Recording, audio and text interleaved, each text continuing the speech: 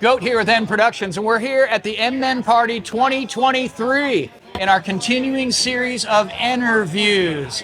And in that continuing series, we're going to talk today to one of the younger guys in the crowd. And now remember, see, N-Men are a lot of old dudes, and so anybody younger than the old dudes is a young dude. Yeah. And we're here with one of the young dudes, one of the younger dudes in the crowd. Bill Caine's here tonight.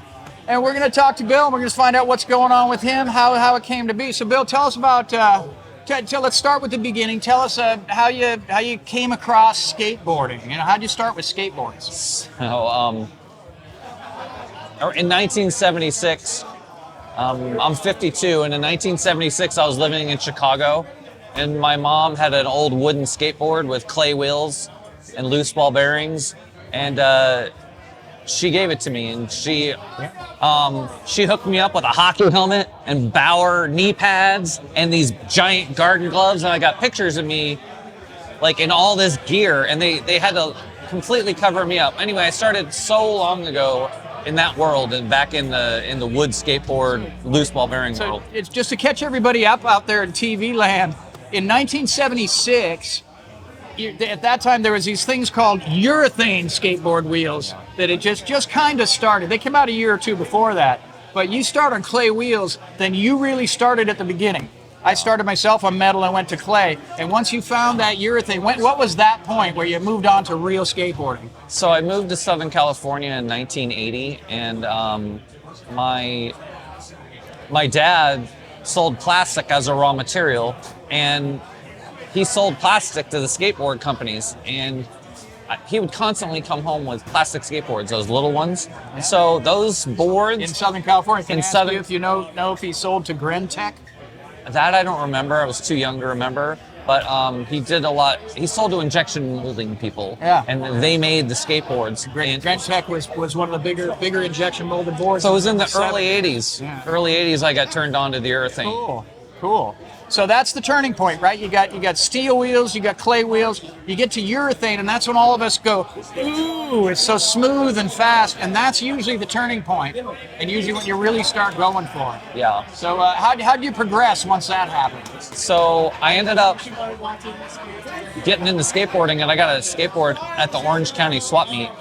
And know it well. And I got a black. It was a Lester Kasai, I remember it, and I had green Kryptonics. And so I remember that was my first legit board. Wish you had that board in mint condition today. I don't. I skated with that dude a couple months ago.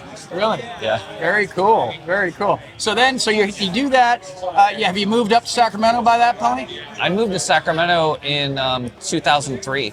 Okay. So I really got into skateboarding and started riding ramps when I was 28. I moved to Encinitas. Okay. And so I lived right by all the pros down there, and I started skating ramps when I was like 28. All right. A little older.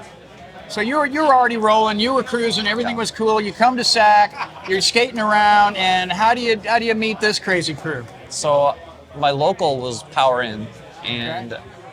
I ended up seeing the same dudes like over and over and getting into relationships with them. And I got into a relationship with this dude, Randy Caine and Steve Brockway, and I thought I was in with them. And a few years into it, I asked Steve, I was like, am I part of the N-Men? And I was like, because I'm from Southern California, I was in with the Southern California crew, but I had moved up here, so it was different. And I felt like I needed to respect the clique, and I needed to ask.